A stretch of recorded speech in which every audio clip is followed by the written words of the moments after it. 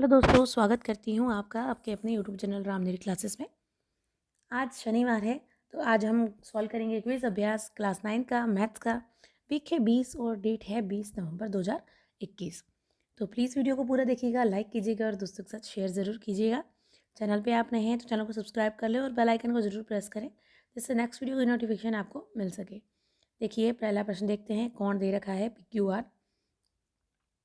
यहाँ प्रश्न है, कोण PQR के समद्वि भाजक की रचना करने के एक छात्र के चरण इस प्रकार हैं। चरण 1 है, Q को केंद्र के रूप में और किसी भी माप की त्रिज्या लेते हुए एक चाप इस प्रकार खींचिए कि किरण PQ को S पर, किरण QR को T पर काटता है। चरण 2, अब S और T को केंद्र और SP और RT को त्रिज्या के रूप में लेते हुए चाप खींचिए जो एक दूसरे को U पर काटते हैं। चरण 3, QU को खींचिए। QU कोण PQR का वांछित समद्विभाजक है। कौन सा चरण गलत है? तो देखिए ये गलत बना रहा है बच्चा। इसका ये चरण 2 गलत है, यानी ऑप्शन नंबर 1 यहाँ पर उत्तर सही हो जाएगा। आपको क्या करना है, देखिए इसका समद्विभाजक खींचना है। मैं आपको खींच के बताऊंगी, आपको समझ में आ जाएगा। क्यू पर आपको प्रकार की नोक रखनी है। प्रकार को आधे से ज़्यादा खोल के इस तरह एक चाप काटना है। चाप काट के अब जो आपको ये बिंदु प्राप्त हुआ है, यहाँ से उसी चाप से कट लगाएंगे, यहाँ से भी उसी चाप से कट लगाएंगे तो ये यहाँ पर समद्विभाजक हो जाएगा। देखिए फिर से, ठीक है, ये इसका समद्विभाजक हो जाएगा। क्वेश्चन नंबर 2 है, किसी कोण के समद्विभाजक की रचना करने का पहला चरण इस प्रकार है। कोण के शीर्ष को केंद्र और किसी भी माप की त्रिज्या के रूप में लेते हुए एक चाप इस प्रकार खींचिए कि यह कोण की दोनों भुजाओं को किसी एक बिंदु पर काटता है। कौन सा अगला चरण है? अब क्या करेंगे, अब हमने चाप काट लिया, अब समद्विभाजक करेंगे।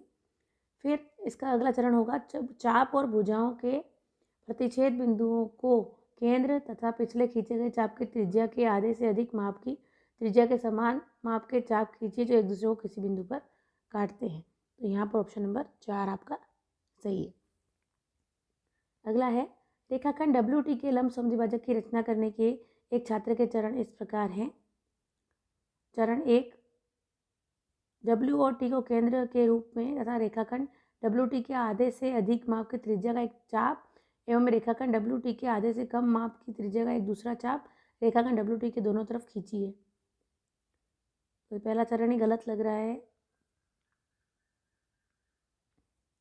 दूसरा है, माना दोनों चाप एक दूसरे के X और Y पर काटते हैं। चरण 3 है, X Y WT को बिंदु Z पर काटता है, इसलिए X Z Y WT का वांछित लंब समद्विभाजक है। कौन सा चरण गलत है और सही चरण क्या है?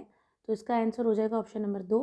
चरण 1 गलत है और सही चरण है W और T को केंद्र के रूप में तथा रेखाखंड WT के आधे से अधिक माप की त्रिज्या के चाप रेखाखंड WT के दोनों तरफ खींचिए। अगला है, किसी रेखाखंड के लंब समद्विभाजक की रचना करने का पहला चरण इस प्रकार है। रेखाखंड के अंत बिंदुओं को केंद्र के रूप में रेखाखंड के आधे से अधिक माप की त्रिज्या लेते हुए रेखाखंड के दोनों तरफ चाप कीजिए। कौन सा अगला चरण है? तो यहाँ पर अगला चरण हो जाएगा ऑप्शन नंबर 3। माना ये चाप एक दूसरे को रेखाखंड के दोनों तरफ 2 बिंदुओं पर काटते हैं। इन बिंदुओं को जोड़ने वाली एक दूसरी रेखा खींचिए। अगला है, देखिए किरण GD खींचिए। आकृति को ध्यान से देखिए। अब I और J को केंद्र के रूप में IJ के आधे से अधिक त्रिज्या लेते हुए एक बिंदु D पर एक दूसरे को काटते हुए चाप खींचिए। G को केंद्र के रूप में और कोई त्रिज्या लेते हुए किरण UG को I और G को J पर काटते हुए एक चाप खींचिए। तो इनको सेट करना है हमें, आगे पीछे दे रखे हैं, ठीक है। तो सही है, देखिए प्रश्न भी वही है। कोण UGH के समद्विभाजक की रचना चरणों को क्रम से कीजिए। तो सबसे पहले देखिए एक कोण बनेगा, यानी कि 2 पहले आएगा। देखिए 2 पहले ये बनेगा, फिर हम क्या करेंगे, चाप काटेंगे तो दूसरा ये बनेगा। उसके बाद हम इसकी समद्विभाजक एक यहाँ से और एक यहाँ से काटेंगे और फिर आप रेखा को मिलाएंगे। तो आंसर हो जाएगा 2 4 3 और 1। तो यहाँ पर ऑप्शन नंबर सही हो जाएगा, ऑप्शन नंबर 2। अगला है, देखिए इसे भी हमें सेट करना है। तो रेखाखंड AM के लंब समद्विभाजक की रचना करने के चरणों को क्रम से कीजिए। सबसे पहले रेखाखंड खींचेंगे,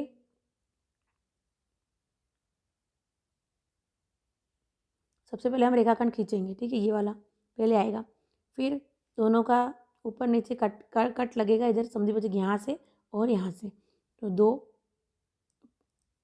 फिर ये आएगा, ठीक है, सबसे पहले 3, फिर 1, फिर 2। अब इसको देखिए 4 और 5 में से पहले कौन आएगा, तो पहले 4 आएगा और फिर 5 आएगा। आरबी को मिलाइए और वांछित लमसम विभाजक है, तो आपको पढ़ना भी है इसका, ठीक है। तो चरणों को पढ़िए और फिर उत्तर दीजिए। यहाँ आंसर होगा ऑप्शन नंबर 1, 3, 1, 2, 4, 5। फिर है चरण 1, प्रकार के नुकीले सिरे को एस पर और पेंसिल के एक सिरे को टी पर रखिए, यानी कि ये ऐसे हो जाएगा एस और टी। तो प्रकार यहाँ रखनी है एस पर और पेंसिल एस टी की लंबाई देता है। एक रेखा वी खींचिए और उस पर कोई बिंदु सी लीजिए। अब प्रकार की माप को आधा करते हुए उसके सिरे को सी पर रखिए। एक चाप खींचिए जो रेखा वी को माना डी पर काटता है। अब सी डी रेखाखंड एस टी की नकल है।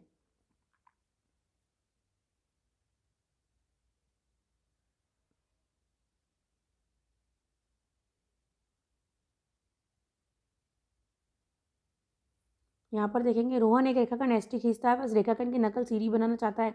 उसके द्वारा अपनाए गए रचना के चरणों में कौन सा चरण गलत है, तो यहाँ चरण 2 गलत है, यानी कि ये वाला चरण गलत हो जाएगा, क्योंकि नकल करनी है तो ये बीच में से कोई बिंदु नहीं ले सकते हैं, ठीक है।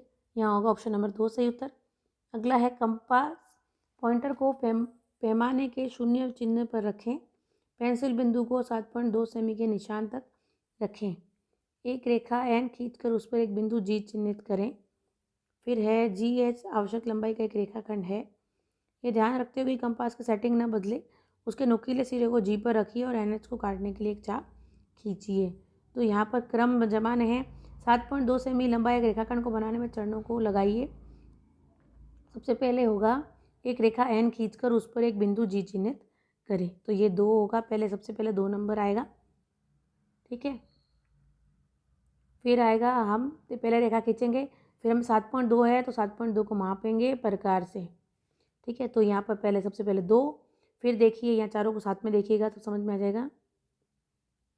2 के बाद 1 आएगा, ठीक है, फिर मापेंगे और फिर यहाँ पर 4 आएगा कि जी पर रखेंगे, सेटिंग ना बिगड़े इसलिए। फिर लास्ट में ये रेखाखंड है, इसका मतलब ये लास्ट में आएगा। तो 2, 1, 4, 3 इसका सही क्रम हो जाएगा। यहाँ पर उत्तर लगाना है हमको ऑप्शन नंबर 2, 2, 1, 4, 3। तो ये हमारा अंतिम प्रश्न था। देखिए आपको ये क्विज़ में घबराना नहीं है, मैं आपको बहुत ही जल्दी इसका वीडियो बना के सिखाऊंगी, पूरी प्रश्नावली सिखाऊंगी।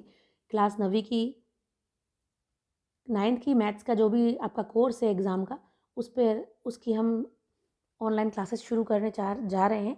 तो जो भी स्टूडेंट ऑनलाइन क्लास पढ़ना चाहते हैं वीडियो के माध्यम से, तो मुझे कमेंट बॉक्स में ज़रूर बताएं कौन कौन स्टूडेंट पढ़ना चाहते हैं, और ये सारी रचनाएं उसमें आपको समझा दी जाएंगी। आशा करते हैं आपको वीडियो अच्छा लगा होगा। वीडियो को लाइक करें और दोस्तों के साथ शेयर ज़रूर करें।